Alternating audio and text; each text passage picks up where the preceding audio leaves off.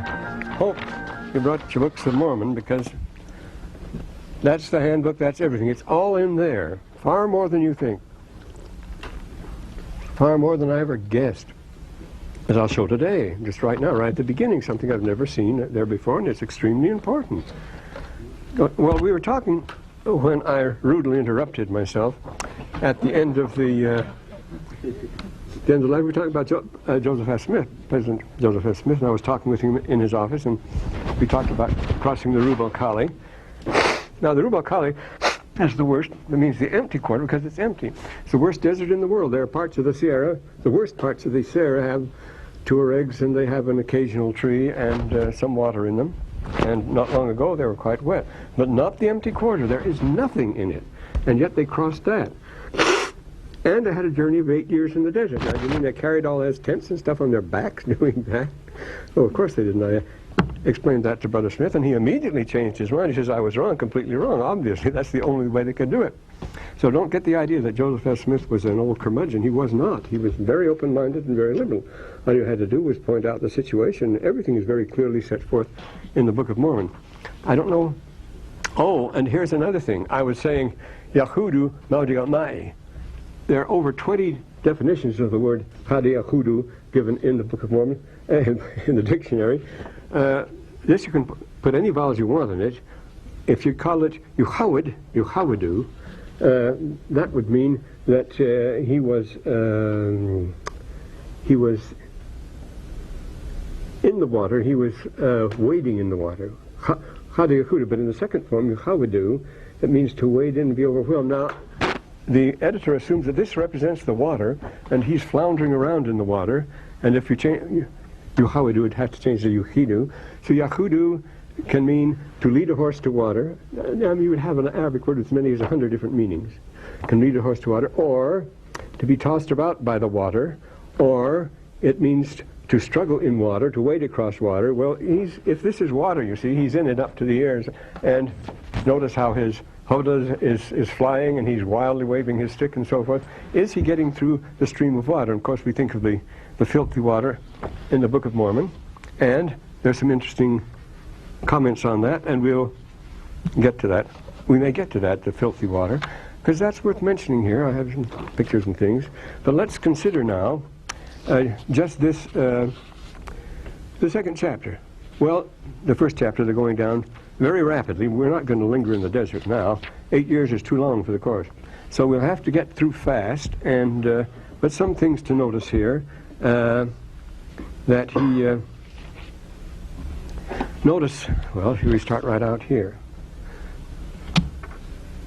And he takes all his stuff with him, and then they go down in the borders. You see, it mentions twice the borders in the 5th verse. Notice borders. Notice borders in the 5th verse. Have you got the 5th verse there? That should be capitalized, because that's what that area has all been called, the Jabal, which means the borders. See, Joseph Smith didn't know that, and neither did Oliver Cowdery, so they left it uncapitalized. But the borders is what they always called the area down which they went. That was the Jabal, means the ranges, the mountains. That Jabal, of course, is a range of mountains that separates one country from another. This had that name, Jabal, and so they went down into the borders. And notice they found here, after 3 days, in a valley beside a river of water. Why a river of water? Because usually it's a river of sand. Naharamo, it's Ramo, river of sand, but this is a river of water. Well, how would they find a river of water in the desert at that time? Hey, we might as well unfold the map here. Hope I didn't forget everything. Now, here it is. This is one they can pick up on the machine, I think. Here we are. It says down here, I guess I should thumbtack it on or something. Here is the trip they take, you see. If somebody could hold this up, and I'll hold this side up. That's a good idea. Yeah. So here's the way they come. They leave Jerusalem, they go down. Here's your 3 days journey. The 3 days journey camel you can make from, the normal is 30 miles a day, but you can make 30 to 60 miles a day, and under pressure make 100 miles a day. And camels move right along. It would be down here, but you'll notice this is the Jowf. They call this the Jowf, and then this is called the Araba. This long depression. See, these are rifts. the Nile Valley is a rift, and they were a complete mystery until Professor Wegener in the 1930s introduced the continental drift theory. Now realize that the Earth's crust is moving, and these are breaks, and this long one goes down all down the Jordan Valley, continues right on down here. You see this long rift here, and it's a deep depression all the way down here with high cliffs, just like Rock Canyon on either side. Down this side of the Dead Sea, it's immense. We'll see that. I have some pictures of that later. But then they go on down here, and they continue here, and these valleys and gullies that empty down here in the river in the wintertime, once in a while they run with water, and most of the time they're dry. But when you find a wadi that has water in it, that's a river of water, and that's considered something very unusual. And it tells us in the 4th verse at the beginning, at the commencement of the year. So this was the winter time when they were running, when there was water running it, and the sight of it set Lehi into fits of ecstasy, as we'll see, because that's what an Arab does whenever he sees water. So this is the way they come down. It says down here, to my surprise, that it was prepared by me. No, it wasn't, because I would never call this Iriantum. This is Iriantum. There's an Egyptian writing that tells us this is the fountain of the Red Sea, and even uses the word Iriantum. So you can get it out of there as far as that goes. So somebody put that down there and said I was responsible. But here's the way. Now, why do we know that they went this way, you see? They turned this way. This is the Rub al-Khali, the empty quarter, see? And it is empty. I said, it wasn't crossed by anybody supposedly in 1930. Then there were 2 men claimed to cross it. No, it's crossed. It's a milk run now. This is the world we live in, you see.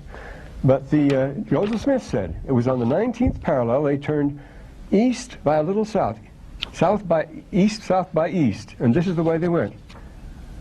East and south, a little south, but they went east, and that would have them come out at the Kara Mountains, which are rich in timber, along which are very unexpected. They caught Captain, not Chessman, but by complete surprise. I remember this captain. Philby was the one that claimed to cross it, and then that was the father of the defector. You know, that was somebody else who wrote a great book on Arabia. But this is Captain Thomas, Bertram Thomas. He was the one that discovered these mountains. They weren't discovered until 1930s. Imagine that. They didn't even know that there was such a nice fertile place there. So here's the way we go. Well, we'll refer to this later, and you get the idea. They come down the coast there, and we can leave it. Too bad we don't have any. Could have put thumbtacks there. No, they wouldn't go into the middle. Let's just. There we go. We'll leave it there. It'll stay. Oh, good. Because that's the part there. And we're not lingering on geography or things like that. It's points of doctrine we're interested in now.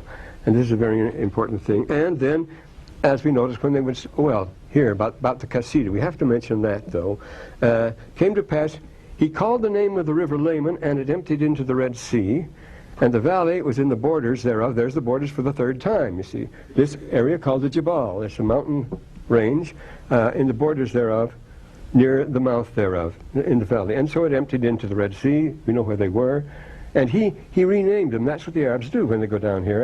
After all, if you're going in strange territory, you give names to things as you go. The pioneers did that. I mean, certain things like Chimney Rock have been named various things. Timpanogos has quite a number of names. They have renamed Mount McKinley now. It's back to Denabi now, or it's received its old Indian name. Different people name them what they think they are.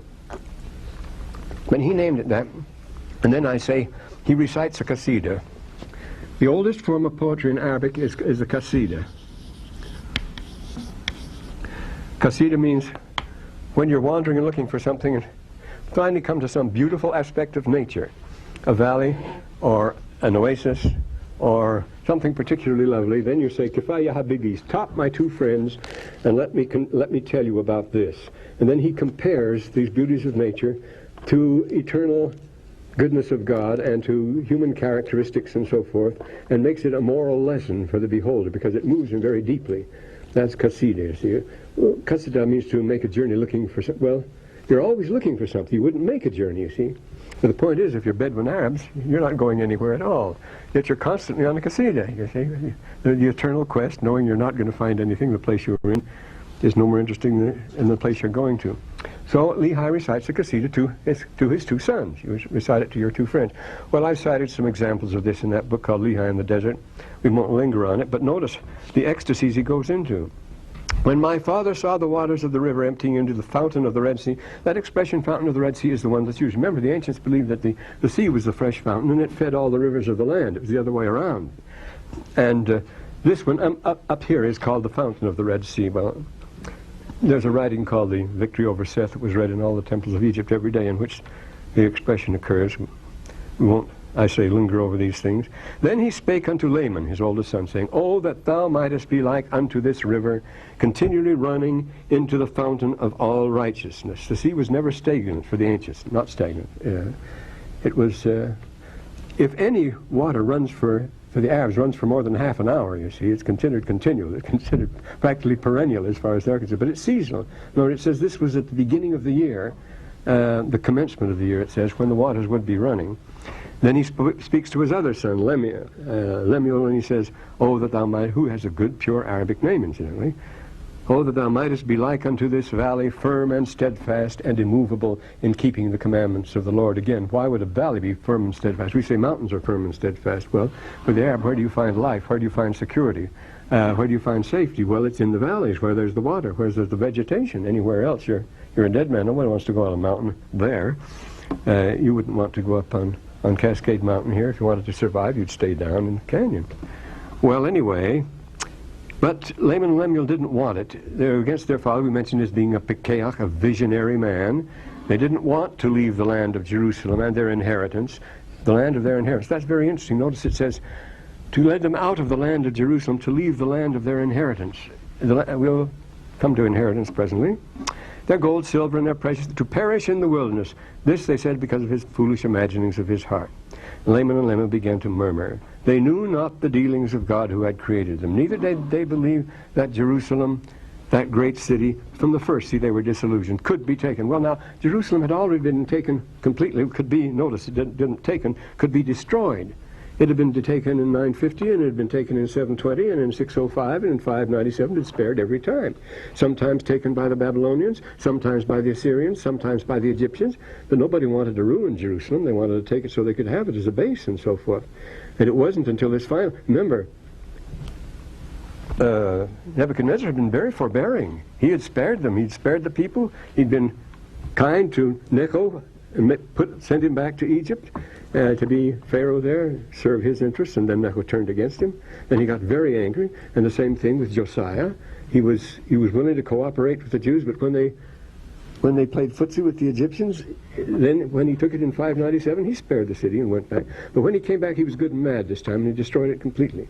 But they say that the city couldn't be destroyed because nobody has ever destroyed it. We don't destroy Jerusalem.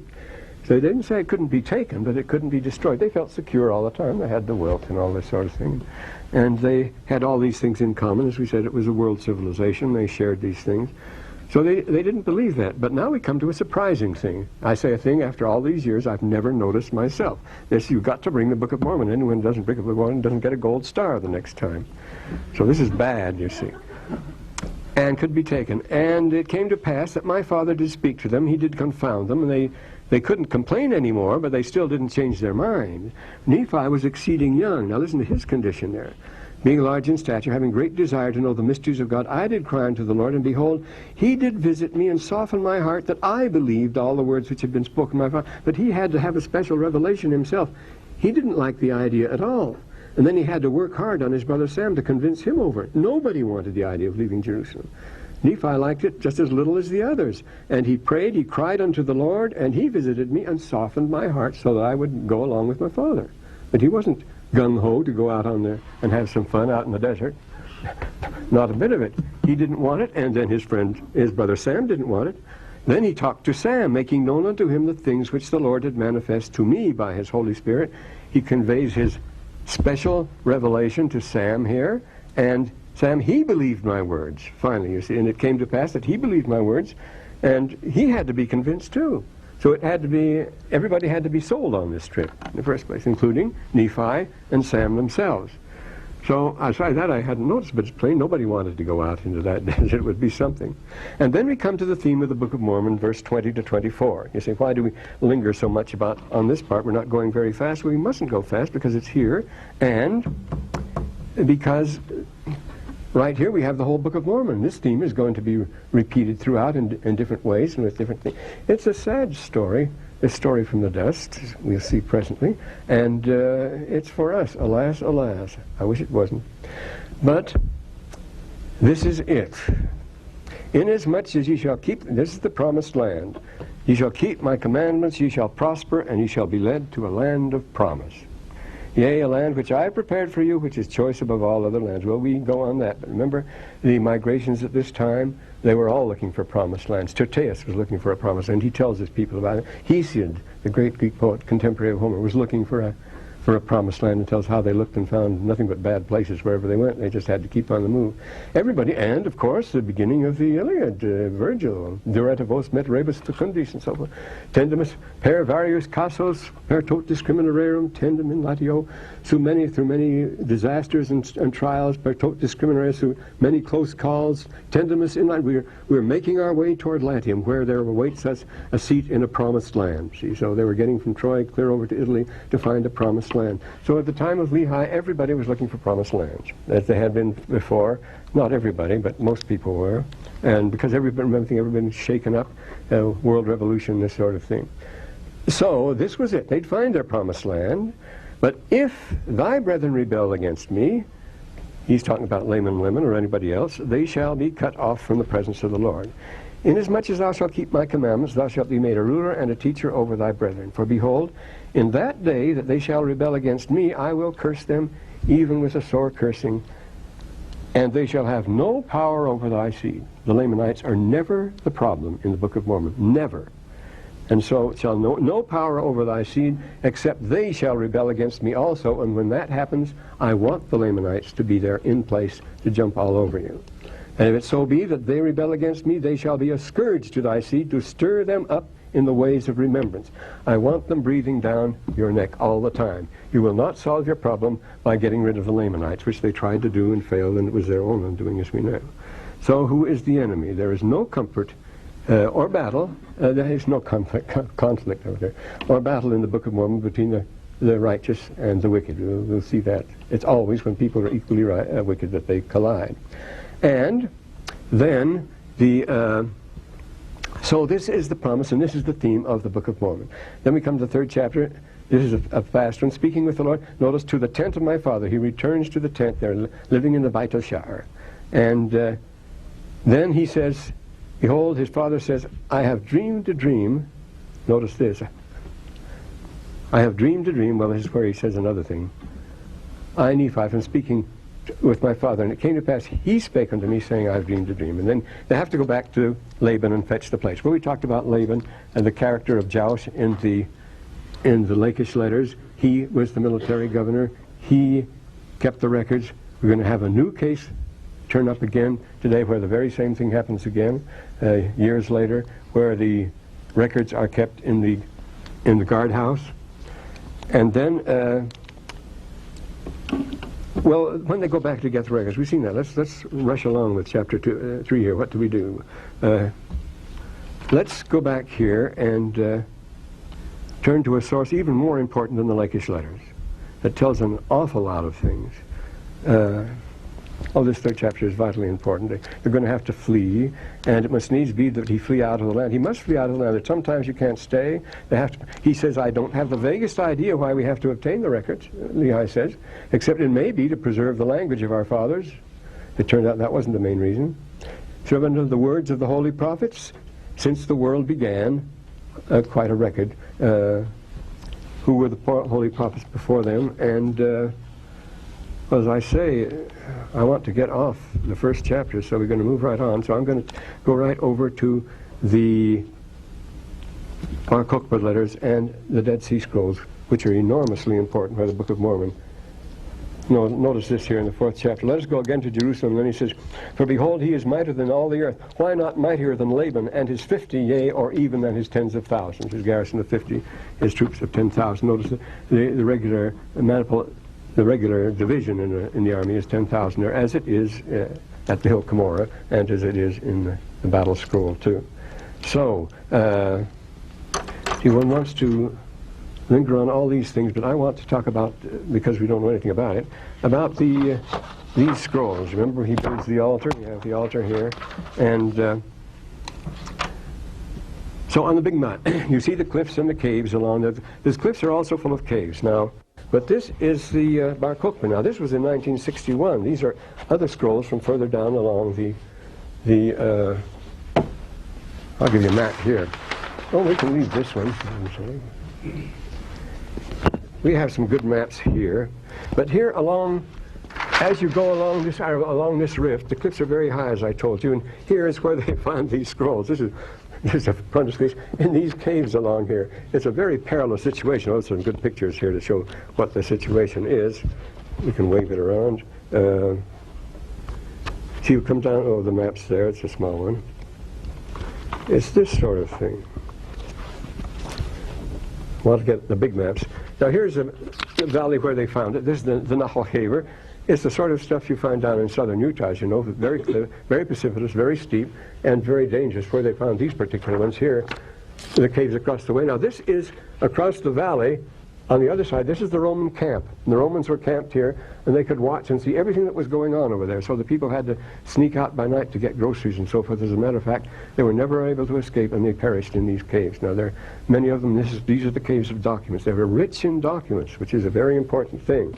And well, here, for example, you see how very, if you can see how very precipitous that is. As I say, I wish the books hadn't been stolen, but. Here are caves, and when the Jews were tipped off to this, the Israelis were tipped off, and they went up to start look for them, the place was crawling with Arabs, little Arab boys crawling all over the place, because they knew they could get 1 pound for a square centimeter of a scroll if it had writing on it. And they got in there and they would collect them, and the best way, they found, why fight it? If they're willing to risk their necks, let them bring in the scrolls, and so they would provide them with cigar boxes with cotton in them and say, now put them in here and then we'll pay you for them. And the bigger the piece, the more you'll get paid for it. So they got diligent looking for these, and they knew all about these caves. But fortunately, the people who were in the caves and hid there didn't just drop the materials and leave them. They buried them. They buried them on purpose in the earth so that they were still there. And we got these priceless documents from these caves along the Dead Sea. This wasn't in 47 where they got the other ones, but this was in 61. Climbing up to the caves. I'm sorry you can't see it from there, but here they are from the inside of the caves. I say there were many caves. Here's a map showing where they are. It's a good big map, so you can see it even from there. More precipitous here, for example. This is the Cave of Letters. You see, it's a big cave. It goes in. Here's where they found, for example, metal vessels. Marvelous metal vessels. I mean, well, I'll show you some of them anyway, just pointing out first. Here they found a cache of letters. Here they found a doctrine of the Psalms. So they had the scriptures with them, you see. And here they found a bunch of keys to houses in Jerusalem and in Gedi. People brought their keys with them. They want to go home again. They locked up when they left, you see. They found a batch of keys. And here they found the Babata archives. A very rich woman had always been in legation, and she made herself a lot of money in real estate, and she kept all her documents, and they're there. And then we find out about lands of the inheritance and this sort of thing that they talk about. Remember the boys when they wanted to get their treasure, and it was exceedingly great, it says, and brought it back and showed it to Laban to bribe him for the plates, and that's all they did, of course, was grab the money and keep the plates too. But we know what these lands of inheritance were. They say they went down. It wasn't in Jerusalem. It says that we'll go down to the lands of our inheritance, and then we'll fetch back all these gold and silver and precious things, and we know where the lands of inheritance were, because when, this should be a Dead Sea map, I can draw better than that, because they all fled south and east. All the rich people, all the middle class, fled south and east. The poor people stayed behind. They couldn't afford to go. And you see Nebuchadnezzar spared them, so reorganized them under Jeremiah and people like that. And but the rich people did exactly what Lehi's people were doing. They skipped off in this direction. Well, in this one, so we have the archive of this widow Babata, and she's some dame. And then we have this marvelous glasswork here. And here's a net with all sorts of sewing. Some people brought their knitting and to keep their clothes going, to repair clothes and so forth. And here is the a lot of skulls in a basket, lots of baskets and things. And here at the very back of the cave are the letters of Bar Kokhba himself. It was Bar Kokhba. See, Jerusalem, as the Book of Mormon tells us, has been destroyed from time to time.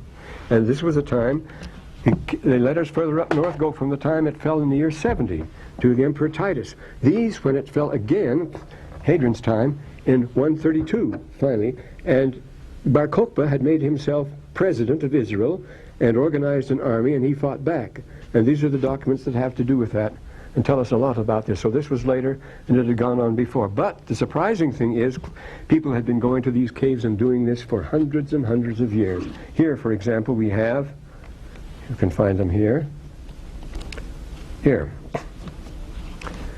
These things, these bronze mace heads, these strange temple vessels, beautifully made bronze things, they are over 5,000 years old.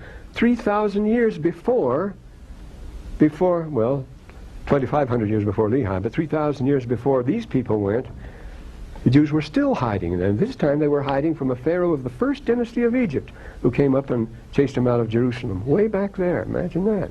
Of course, they weren't Jews at this time. There was somebody else, but people, this was the thing, that's what these caves are for. When you get invaded, you go hide in the caves. So these things had been hidden 3,000 years before Bar Kokhba. It's amazing.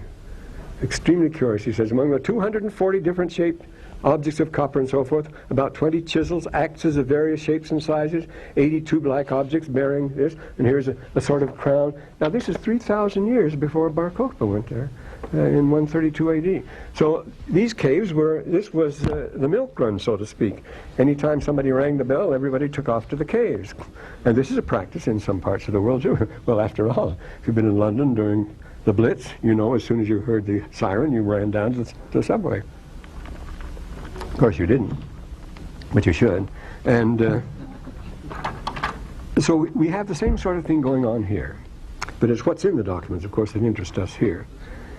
Yes? That hiding in the caves to do with Laman and Lemuel and Nephi. Yes, they hid. Hid in that cave. Because remember, these caves are not, this is a long way from Jerusalem. This is, these caves here, well, we'll show you the map here. This doesn't show anything. But this is the way we go here. Here's the Dead Sea, here's the Lisan, it comes up like this. Here's the Jordan. Here is Qumran, here. You go 20 miles beyond Qumran and you get to Ein Gedi. That's where a lot of these people had their farms and so forth. This was the very popular place for the rich and so forth, and they had their farms, but their lands of inheritance were somewhere down here in Azar. And then down, below En Gedi, well, yes, you go down here, below En Gedi, which is here, 30 miles below that, and then this is the road that takes you up, is the Nahal Caver. They call it that now, the Brook Caver. The Arabs call it what do they give it a special name. We have the map here. Anyway, these canyons going all along here, you know, Qumran itself, very impressive. Looks just like the side of Rock Canyon, right from Qumran, right along here, because this is the lowest spot on Earth. Remember that. This is the lowest spot on Earth, so it's way down there. And these are very impressive cliffs, and this is where these people were hiding out, in these side cliffs here. The Nahal Caver is this low, and just below En Gedi, where they go out and bathe today, and they have the oil seeps up and makes this tar, and people rub it on. They say it cures them of rheumatism. You see these fat ladies from Jerusalem completely covered with this black tar, basking in the warm waters of the Dead Sea, which are all somewhat salt, you know. But it's an interesting situation here, and let's see some more things here that might, as long as we're on the book, intrigue us. Now look here, here's a basket. Looks like the kind you buy in Mexico, in perfect condition. There's one break in it, and it was full of household goods. That we talked about the bronze vessels, beautifully made vessels. Here, you know, see, here's your basket full of household ware and valuable dishes and things like that, which were, I say, very well made. You notice these things they are. These are ritual dishes. These are, notice, the ash pans for the temple, for the sacrifice of the temple, for the burning of incense in the temple. And so they bring their temple, their sacred vessels and their household effects, but also they bring their business records, and that's the important thing about it, because we know there's a marvelous section here on the business records. See these vessels? Yeah? Nice things. In these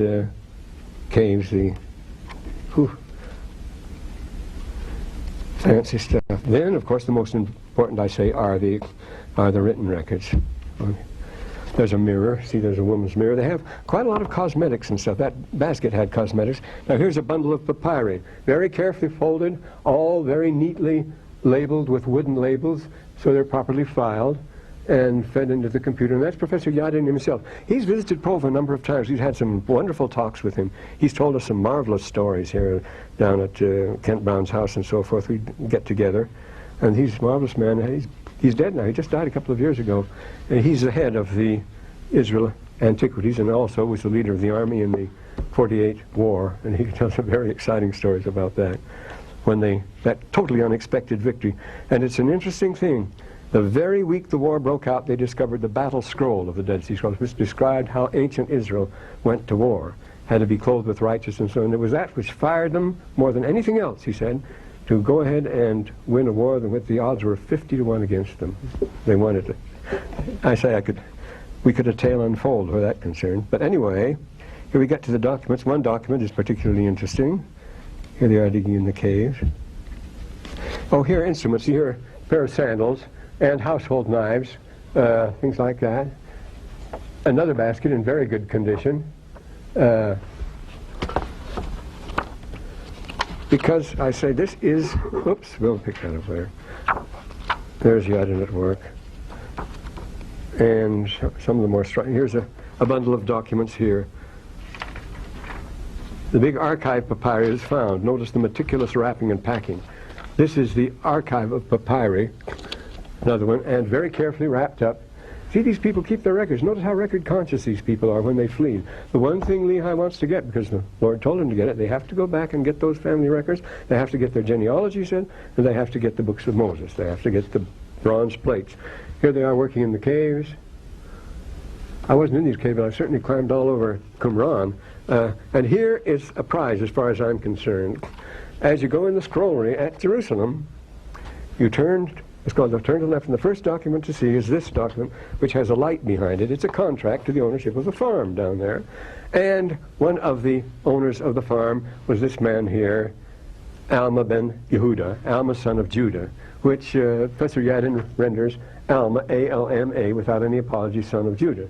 Now, people have laughed for years about that name Alma, because Alma is a Latin word as a woman's name. It means soul, alma mater, and that sort of thing. And they tried to figure out some Hebrew name like it, Alma, which means a coat of mail, one word meaning a young man. But this is just A-L-M-A like that, and so Yadin properly makes it Alma. And the son of Judah, you know he was a man, and you know he was a Jew, if he's Alma, son of Judah. But I'll write his name on the board. Some of you may have seen it before. That's the name. So it's very striking to walk there into the scrolling, and the first name that hits you in the face is Alma, the son of Judah. So there was an Alma after all. It's a perfectly good Jewish name. But if people run out of town, how can they expect people to know about them? And so I say we have here a most remarkable find, and let us consider now, oh, here's some, yes? Here's some of the keys. Here's some of the door keys you see there. I don't think they're too subtle, but they worked. The wooden handles and so forth, yes. Where is this, the Alma, where is that? It's on a scroll. It's in the scroll in Jerusalem now. The scroll, that's that dome, you know, that spreads out like that, and you go in, it has the scrolls all around. When you go in, the first scroll you see, the one on the left, has a light behind it shining through it. It's very pretty written. And there's where you see Alma. So I say it meets you first. Well, we got to get on with this now to the serious stuff. And then, this is very important. The Lord prophesied these very destructions, the 70 and the 130 to 132. He prophesied those in the 24th chapter of Matthew, and Joseph Smith has chosen that particular chapter to give us a correct version, which it is a correct version. He puts everything in right and put it in the Pearl of Great Price as the second part of Joseph Smith, just to point out what the situation is, the way the Lord makes it clear to the apostles. What's going to happen to Jerusalem when it's destroyed? When, therefore, you see the abomination, this is this is Matthew 24, and it's the 15th verse of the King James. It's the 12th verse of the Joseph Smith.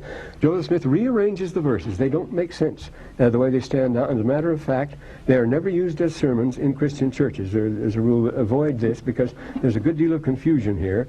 The The verses have been rearranged to suit a particular prejudice, the prejudice being, namely, that the Lord would only come once, that he wouldn't come again. You couldn't have more than one destruction, because that's the point of the whole thing. He deals of one thing happening after another. He talks about the destruction of Jerusalem, then the restoration, then the restoration of the gospel, and then the destruction in the last days, and he ends on the final note, as in our Joseph Smith version, thus cometh the end of the wicked according to the prophecy of Moses, saying, they shall be cut off from among the people. But the end of the earth is not yet, but by and by. That's not the destruction of the earth at all. That's not yet. It's the end of the world. He says, this is the end of the world. He repeats it 3 times. Or the destruction of the wicked. But this is not the end of the earth. That's by and by. You don't talk about that. We don't know when that will be. That's another story. But here he describes exactly what's happening here when he says, and nobody notices either, at this time, it'll be a destruction. Let them who are in Judea flee to the mountains. That's what they always done. They go to these valleys, these steep wadis, the mountains and the caves, which are right next to Jerusalem. I say these caves, there are thousands of them. They've discovered Dead Sea Scrolls over 500, between 500 and 18 documents from the Dead Sea Scrolls have been discovered in over 100 caves. You see, so the caves are all over the place. Way down here, we're far above. This has nothing to do with the Qumran caves. They're still Dead Sea Scrolls. And so they flee to the mountains. That's what you do. But let him who is on the housetop flee and not return to take anything out of the house. These people return to take things out of the house. One person, Joe's wife, returned too late, and she lost her life. Now this Babata, she was a wretch and thought she could get her way out, but she lost her life. She couldn't get away with it. And so it's a very serious case. Don't go back to Jerusalem for anything this time. This is the big time, he says. Neither let him who was in the field turn back to take his clothes. And then he says, if you have new babies, get out of town ahead of time. Notice this is warning ahead of time. It's not just telling them how terrible it's going to be when he says, pray that the Lord your flight be not in winter, neither on the Sabbath. You must arrange your things so that you can get out ahead of that. And if you have any women that are pregnant, he says, don't stay in town, get out of town in good time, and pray that your flight be not on the Sabbath. You want to arrange it. For in those days shall be a tribulation on the Jews upon the inhabitants of Jerusalem, which has not been sent upon Israel of God since the beginning of their kingdom until this time, nor shall ever again be sent against Israel. What happened with these folks? That's when the Jews were driven out for the last time. I say, the town has been taken again and again. As the Book of Mormon says, it's been destroyed, and people have returned. This time, he says, they're not coming back, not for 2,000 years. This is going to be by far the worst of all, and it was. The Jews never came back. Remember, they became non-persons. They had no identity whatever. Then came the great persecution of 2,000 years. You had, as late as the 1850s, Macaulay in his famous essay on the political disabilities of the Jews. As late as the 1850s, the Jews were not allowed to vote or hold property, anything like that, in most countries, and in England too. That's what Macaulay is protesting about. If the Duke wanted to take over everything you had, they were their advisors and assistants all over because they were brilliant men. But any time they could be executed or anything confiscated, they have no rights whatever, as you read in Shakespeare and elsewhere. And so this is the worst they'll ever have. All the things which has fallen them up to now are only a beginning of the sorrows that shall come upon them for this 2,000-year vacation. But then they went back after, you see. Remember, until very recently, as long as in the 1840s and 1850s, the Christian church absolutely insisted, all the Christians, that the Jews would never return to Jerusalem because the veil of the temple was rent, and the Lord said the temple was destroyed, and the Jews would never go back to Jerusalem, having that all the time, up to 1948, when Harry Truman sent the ambassador. He visited the Pope on the way, and the Pope said, absolutely nothing doing. The Jews must never go back to Jerusalem. It would frustrate all prophecy. They thought he would never go back and so forth. Well, I have an article on that in the Encyclopedia Judaica. I had to look up a lot of this stuff, and believe me, the Christian world was the only people that ever believed the Jews would go back to Jerusalem, of course, is the Mormons. We always preached that, of course. They would go back to Jerusalem just as we would have Zion over here. And except in those days should be shortened, there should none of their flesh perish. And of course they would have been wiped out completely, time and again. But for the elect's sake, according to the covenant, those days shall be shortened. So this is the sort of thing that happened. They should not go back, and they should flee to the mountains. That's what they always did before. And be careful that you don't have to flee when you're in the wintertime, or when you have expecting children, or when you're on the Sabbath, which you can't move on. and this was the one that the Lord prophesied, and here we have it actually happening. You have these documents, hundreds of documents, recording that particular event, that double event you call it, the one in 70 and the one in 130. So then, the rich and the middle class hurry south and east to the lands of their inheritance. This is what happens here. And Babata had a friend whose name was, well, put her name on, Babata, because we have all her possessions and so forth. She was a rich Babata, and very unpleasant sort of woman. She had all this property. She married various husbands to get the property, and her first property she inherited from her father. That became the land of her inheritance, and it was a rich farm in dates and so forth. They say it had a good address. These people were very conscious of the lands of their inheritance down here. Look up some examples here from 247 on in the book. We're going to put something on reserve anyway here. Well, you have a chance to look at it. This long section goes on. All of these documents, see the whole stash of her documents and her legal affairs and the like, and what she was up to. The largest cache of documents in the cave of letters is the archive of Babata, the daughter of Shimeon, son of Menachem. Thanks to this woman, who managed to survive two husbands, must have spent most of her life in litigation, either suing the guardians of her fatherless son or being sued by various members of her deceased husband's family. We have come by priceless source of the records of legal, historical data and so forth. She had a shrewd liar. Well, no, her father had a shrewd liar, which enabled him to get away with anything. And she married the family of Huthision, which formerly came from En-Gedi, and she married Yehuda Huthision. And notice, they don't hesitate to mix Greek and Nabatean and Hebrew, Arabic names. They're all mixed up all the time, just as they are in the Book of Mormon. Yehuda Huthision, and he had a residence in Mahoza, and that became where he settled. That became his inheritance through her, you see. Toward the end of the 1st century, a couple of decades after the destruction of Jerusalem by Titus, Babata's father, Shimeon, he was originally from Jerusalem, but he went down and settled in Mahoza, way down at the southern tip of the Dead Sea, which was in Nabatean country. He was under the king of the Nabateans, but that was a very rich land, and he settled there and had a farm. And then Babata inherited it from him, and then she married a couple of guys and claimed their property too. And very important fights about water rights. And the document is extremely rich in legal terms, identical with those found in 5th century BC Aramaic documents from Egypt, as well as Jewish medieval legal. See, from the time of Lehi, the same documents in Aramaic and in Egyptian. The deed must have been drafted by a clever liar. Shimeon managed by this document to get away with just about everything. The liar had it fixed. Remember, you get a lot of crooked liars in the Book of Mormon too, you know that. And so, well, but she has a friend. Now, this friend is the Roman lady, Julia Crispi. Oh, here's an interesting remark that casts light on the situation of going down to the land of their inheritance and so forth. This illustrates some of the traits of assimilation among the wealthy Jewish families of the time. Not only in the fact that it was drawn up in Greek, but it was also, one of the documents, among all these Hebrew documents, is a Greek one.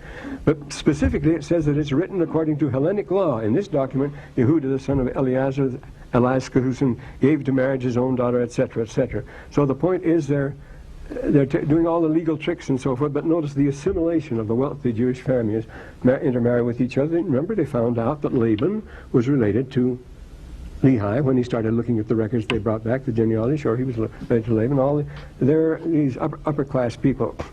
Now here, notice this. The list of palm groves is not the same as the ones she declared in the census, which were hers through her father. And the document states quite plainly the basis of Babata's ownership of her husband's grove, which you hold, says the buyer of the crops, as you say do in lieu of your bride money and due. Now the purpose of the IOU, which you mentioned, comes clear. From now on, Babata was burdened with an additional property, begins a long engagement in litigation with certain members of her deceased husband's family. They fight for the property now. So this goes on. We have these sordid stories. This document explains, however, how Babata eventually, now the family headquarters, where she came from now, they were living now not in Jerusalem, but in En-Gedi here. I mentioned En-Gedi, which is a very important settlement right near these two great gorges open in, and the one to the south is the Nahal Haver, the Hebrew gully. The palm grows way down at Petra. Yes. She eventually found her way to En-Gedi, not solely because her property there, because her own numerous relatives in that place, because her second husband's other wife, Miriam, the daughter of Benyan, she found herself remotely connected to the commander-in-chief of En-Gedi in Bar Kokhba's administration. So there you're going to get the military in the picture and so forth. I don't have any more time here, but it's an amazing thing. Oh, this woman, Julia Crispa, she's her friend. 132, the next year, 133, Julia Crispina turns up in Egypt, where she owns a rich farm in the Delta. So you see how these people had their investments everywhere. Julia Crispina, a friend of Babata. Babata never escaped. She died in the caves there. She couldn't get out. The Romans had him trapped. And so but her friend, Julia Crispina, carried on, and we find her happily ensconced on her farm in Egypt a little later. See, they're always all trying to get out to Egypt. This was the idea. So the picture is rather a vivid one here. And then, as to, one picture I want to show you here is an interesting one. Remember, we're told Lehi saw a dream, and then Nephi saw the dream. The water his father saw was filthy water, and it swept the wicked away to destruction when it came. That was what the Arabs call a sile. Remember, those gullies that go down, when it rains, in mountains high behind, which are quite high, in the mountains behind, you'll have cloudbursts, and all of a sudden a wall of water will come down the valley. That's Masada there, you see. Come down the valley and sweep everything away. And for years they'll be dry, and so that's where most of the water and the shrubbery is. So the Bedouins will come along and camp at the mouth of the siles. And there's lots said about in the poems and so forth about what happens when you're suddenly caught in this stream of filthy water and swept away. I cited some more passages on that in that book called Lehi in the Desert. But we have one here, and let me see now. Wait, I've got the sile right here. Yes, 214 here. Aha. Here, you can't see it from there, but somebody can. Oh, here they are in the cave among all the dust and so forth. This is the Cave of Letters. See, it's a big place. And they were going to hide out indefinitely there. But everything is out of the dust, and we'll mention that. But here, he says, watching a rare waterfall in Nahal Haver, west of the Cave of Letters. The water's falling, quite a waterfall, but it isn't a white waterfall. It's a mud. It's filthy water. It's when it comes down, of course. I've seen it around St. George and places like that. You'll see these gully washes come out, very dangerous. Well, you mustn't ever hike up the Zion Narrows, you know. If you do, and get caught up there. A group from my ward, 5 Boy Scouts were drowned up there when I was in the old mountain ward. They got caught in the Narrows when that water comes down. The rainstorm is way up there by Lower and Bickel. You never expect it, and down she comes. But this water, you know, it's a good, lively waterfall, but it's filthy. It's a stream of filthy water. It's a sound, and that's exactly the nightmare that Nephi has. His father saw his brethren and the wicked were camped there, and a stream of filthy water came along and swept them all the way to destruction. It sweeps them out to the sea. You see, this is what happens. Remember, this river opens to the sea. So there's another one of these cultural notes and so forth. I notice this is of course Nephi in 1527. So you have to get way ahead of it. We have to jump around so here. Yes, and I said unto them that the water which my father saw was filthiness, and so much was his mind swallowed up in other things that he beheld not the filthiness of the water. And I said unto him that it was an awful gulf which separated the wicked from the tree of life. Remember that enormous gulf which you walk along in the desert and you come to one of those huge gulfs. You see, you get them in Canyonlands and so forth. I spent a lot of time down there. And you notice that Roman camp, and then there was a 2,000-foot drop between it and the caves on the other side. They were right together, but you couldn't get from the one to the other. And that's exactly what happens to the wicked. There's an awful gulf between them, and down that gulf sweeps this filthy water and sweeps them away, he says. That awful gulf which separated the wicked from the tree of life on the other side, and also the saints of God. I said to them, it was a representation of that awful hell which the angel said unto me was prepared for the wicked. The justice of God divides them. So he compares it to see this very thing. What meaneth, he said unto me, that river of water which our father saw? I said, well, the water was filthy water, and it was on the other side. It ran down the gully and swept away the wicked. Well, now there's another scroll that's very important here, and the only picture I have of the copper scrolls. Now, these copper scrolls found in Cave 3 are very important in 1949. The copper scrolls, John Allegro wrote a book on them called The Treasure of the Copper Scrolls, which talk about them. And their particular value is, well, there's a recent article about them here by Norman Gold from 1987. But they were not on rolls. They weren't on rolled copper or anything like that. They were on sheets, regular size sheets like this. And then there were holes along here. But they riveted them together, and then so they could roll them up. And the reason they put it on copper so they couldn't perish, because they were, as he tells us, Gold tells, because they were extra valuable. They had to be preserved, so they put them on bronze or copper. It's almost pure copper. It's a slight alloy. And it was so, of course, it was so oxidized it took them, well, they weren't able to unroll it. They had to split it at Manchester. They had to, with a fine diamond saw, they had to split it down. So now they can lay it out in sections and read it. It tells where all the other stuff is buried, where all these other treasures, and where the written documents are buried. See, this is it. This is why it's so valuable. So when it became extremely important to keep a record, they kept it on bronze, you'd say the brass plates. Remember, brass is a new word. It's only used in English since the end of the 19th century. It's the bronze is the French word. We always said brass. The Old English is brass. You won't find the word bronze in the Bible at all, though the Bible is a Bronze Age document, the Old Testament, because we always called it brass. The same word, you just drop the N out is all.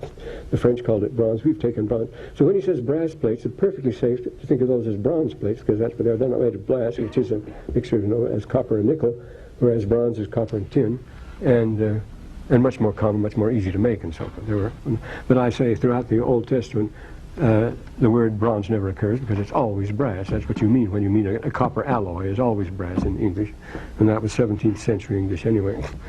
So it makes no difference. But the main thing is that it's copper based, isn't it?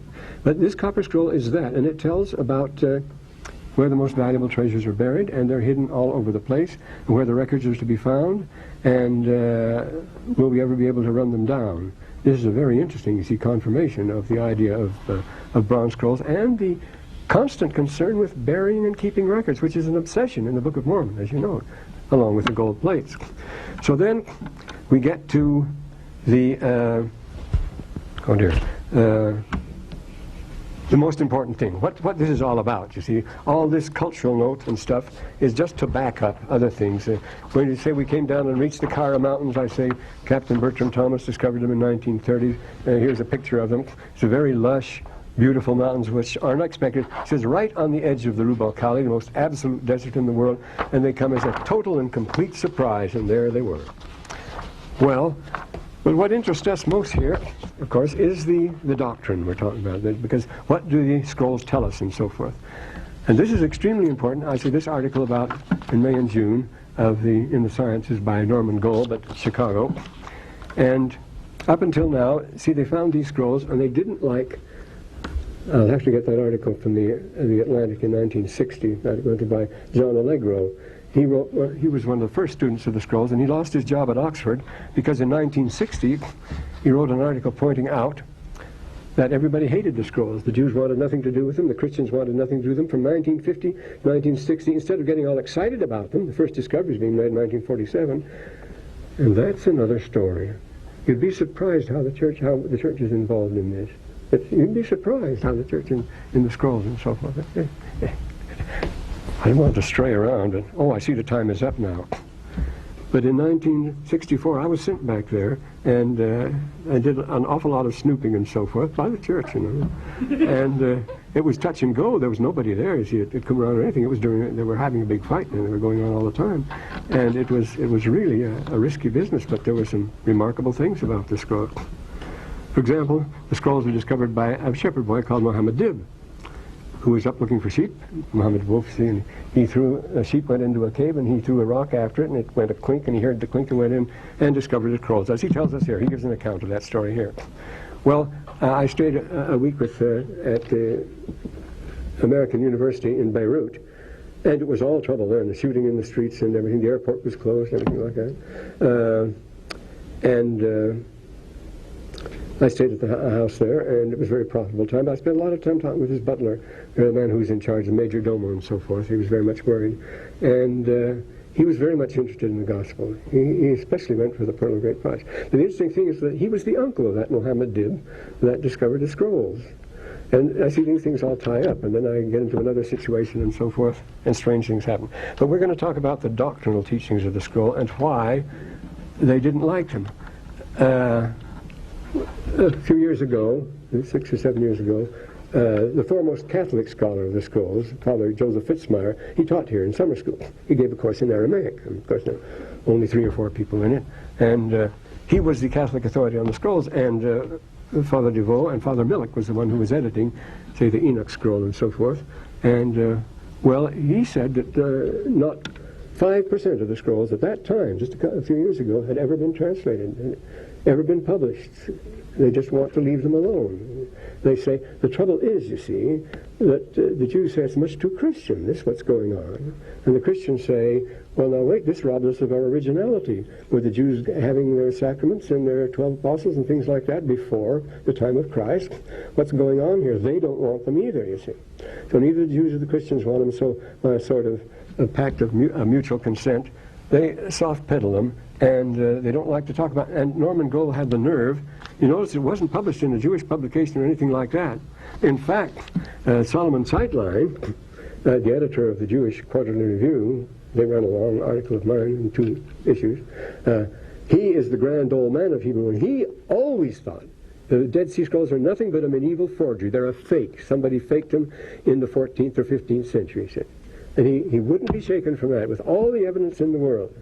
I remember talking to Professor Albright back in Johns Hopkins, and he was well, Joseph Sod said, Professor Albright really discovered the Dead Sea Scrolls. He recognized what they were. And I said, what about the carbon dating, all the rest? Won't they recognize? He says they will not recognize them. They do not want to recognize them. They'll fight to the last ditch before they'll recognize them. Same thing with Solomon, it's outlined the same with Solomon Schechter, the Cambridge Jewish scholar. They said there had to be a fake because they didn't want to believe this. But the trouble is, you see, what you find here is not standard normative Judaism, but Book of Mormon Judaism, and that's the trouble, you see. These are the doctrines you read about. This is the kind of Jewish teaching kind of Book of Mormon. Well, we'll mention this the next time, and then, gee, I wish we could go faster and slower at the same time.